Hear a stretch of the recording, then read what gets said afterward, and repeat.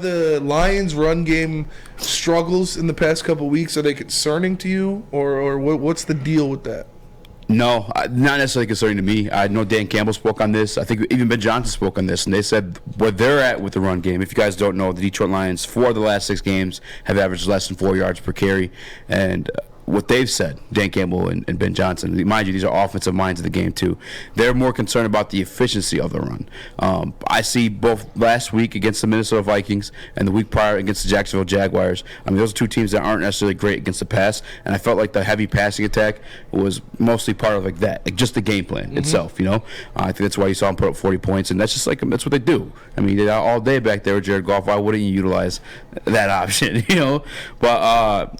I don't know that I'm necessarily concerned about it. I think that this offense is creative enough to get things done other ways, you know, other than like having to run the football every single time. But I think DeAndre Swift, I mean, he looks pretty healthy in the Jaguars game.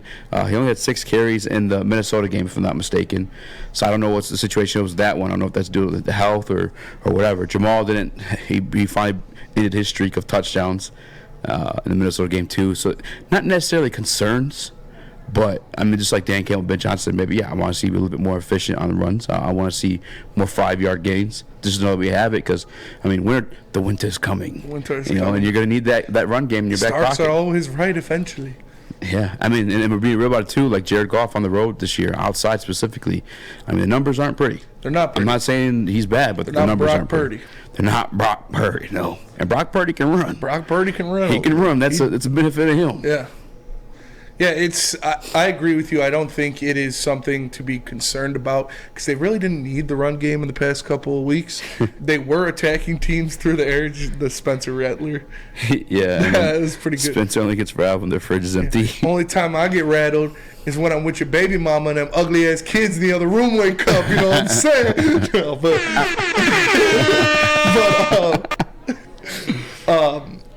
I'm not worried because I didn't think they needed the run game as much. And when they leaned on it, they were getting some big chunk plays. And now that like you said, winter is coming. When the winter comes, when they go to the Netherlands, it's going to be cold. It's going to be a hostile environment. And I expect them to lean on the run game, and I expect them to be able to use, Jamal Williams, DeAndre Swift, even Justin Jackson, and carve out some space between the tackles and get some big chunk plays. Sam Flannel, how do you feel about the Lions' run game? Are you worried about it, or are you not worried about it? I think kind of taking, I don't want to say shots at the run game, but kind of being concerned about the run game is a little bit nitpicky at this point because in 4 of the last 6 games, they've also scored 30 points or more in 4 of those games and 40 points or more in 1 of those games.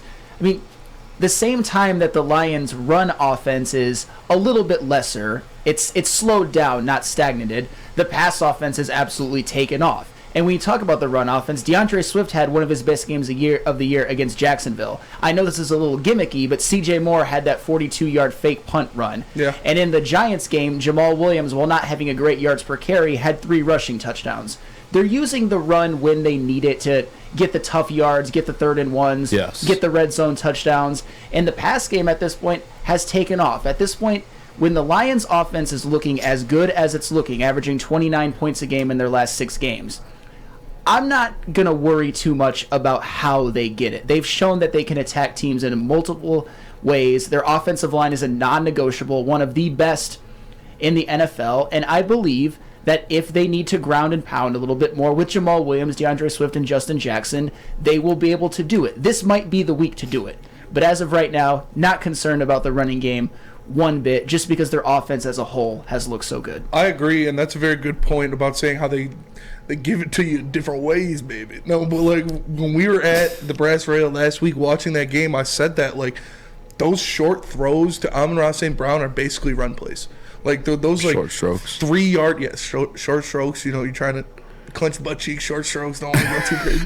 But no, when like those like 3-yard crossing routes or like a 4-yard out, you see on a first down they run a quick slant to Amon-Ra St. Brown or something like that. It's basically a run play because you're just getting the ball out, getting in his hands, and then letting him do something after the catch. So they use things in different ways. Ben Johnson's offense is complex enough to have different options baked off of different run plays, and the short intermediate routes, they use a lot like a run play. Like, what's the difference between a 5-yard carry for Jamal Williams on first down and a 5-yard catch to Amon-Ra St. Brown in the middle of the field on first down? It's the same thing.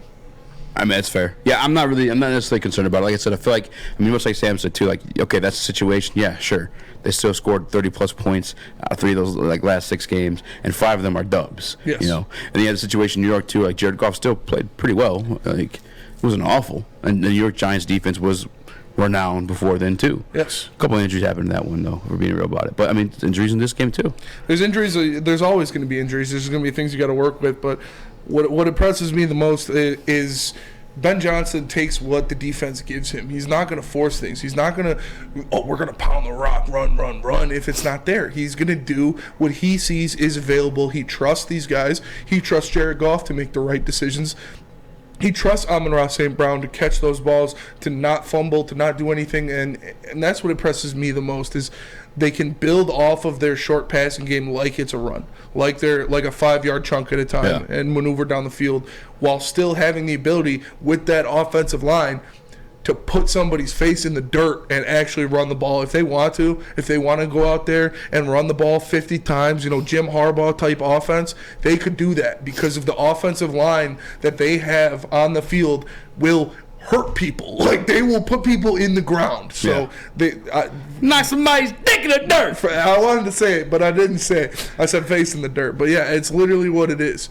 So I'm not worried about the run game at all. I think they could turn it on at any second. One thing I did concern me, I don't know if you saw this on the practice sheet too for the Detroit Lions, or injury report I should say. Aiden Hutchinson and Frank Ragnow questionable in this one. I feel like whether pass protection and or run game, Frank Ragnow's key in that one. And even if it's not a situation where I guess where they still play, I'd love them to be fully healthy, especially if you're going against this Jets defensive line that's tied 4th for most sacks in the league, and they typically only rush those 4 guys. But some of that too. Yeah, I want to pour a little bit of water on that one just because, if Quinn Williams truly isn't healthy, I feel like he's a big part of that too. Like, he's a big reason for them being 4th in the league. Not only does he have 11 sacks himself, but just the chaos that he causes opens up lanes for guys like Jermaine Johnson. C.J. Mosley, Quan Alex. They have a stacked defense over there. Yeah. But if Quinn Williams out, I feel a little bit better about the Ragnow situation. But after seeing Jeff Okudah, part-time through the illness, it got me a little bit concerned. We got, let me find it. I'm assuming it's the same, right? Austin Harris in the Woodward Sports chat. Lack of a run game? What are you guys talking about? Go look at the stats, man. Don't ask us. Ask Ben Johnson. He said the same thing. You take out that C.J. Moore 42-yard fake punt, they were under 100 yards in that game. They were under 100 yards against the Jaguars. They were under 100 yards against the Bills. So, look at the stats a little bit and then come correct. It's Ben Johnson said himself that the run game has been a little stagnant. Yeah, just inefficient is a term they use. Again, if you missed it, Austin, in 4 of the last 6 games, they've averaged less than 4 yards per carry, which is the league average between good and bad. Obviously, do the math on that one. If you're averaging less than 3 yards per carry, you're not going to reach that first down, and so on and so forth. But yeah, I'm not worried about it at all. Like I said, they can turn it on when they want, and they use Amon-Ra and a lot of his short routes as running plays anyways. Yeah. So. I guess the one concern you'd have in that scenario is the fact that if you're going to attack the Jets' biggest weakness on that stellar defense, it is the run game, where they rank 13th versus the pass game, where they rank, I think it's 3rd on defense. It's pretty damn respectable. Sauce Gardner's up for Rookie of the Year for a reason, right? He's been killing it in the secondary. I feel like they're all kind of similarly skilled, which is they're all good players. But I think we'll spread the ball out, and I think that eventually open up the run game, and we'll do enough. Like you said, there's a little slant to Amon-Ra. Couple screens, it's essentially the same thing, You gonna say something, Sam? Yeah, I've never seen this Lions offense look this good in a very, very long time. And I know it's kind of coincided with the running game slowing down a bit, not being shut down or anything, but slowing down. But everything else is going so well. The way that they are throwing the football on those 5-yard routes on first down, it's like a well-oiled machine. And when they've needed the running game has stepped up and showed up. And one kind of interesting little tidbit, and I know one of them is a little bit gimmicky, but in the last 6 games, they've had 4 different players lead them in rushing: Jamal Williams, Justin Jackson, DeAndre Swift, and C.J. Moore. And C.J. Moore, obviously, that's a little bit of a wash. On one carry. Yes. A fake punt. But it was an impactful play. For and sure. DeAndre Swift, when he did it, it was the best game he's had since probably week 1. And when Jamal Williams, he's obviously been their best running back. And when Justin Jackson did it, he had 9 carries for 66 yards. They can still beat you in so many different ways, even on the run game. And like I said before, I believe this is the week where the running game kind of takes off a bit and they sort of ground and pound a little bit more. Get that yards per carry up above 4 or something like that. I agree. I agree too. I think they're going to need to, especially with the conditions and being in a hostile environment. And they're going to have to wear the Jets out. The Jets are going to have to know that they can't just sit 7 back in coverage against this team. Yeah. So I fully expect them to go out there and pound the rock.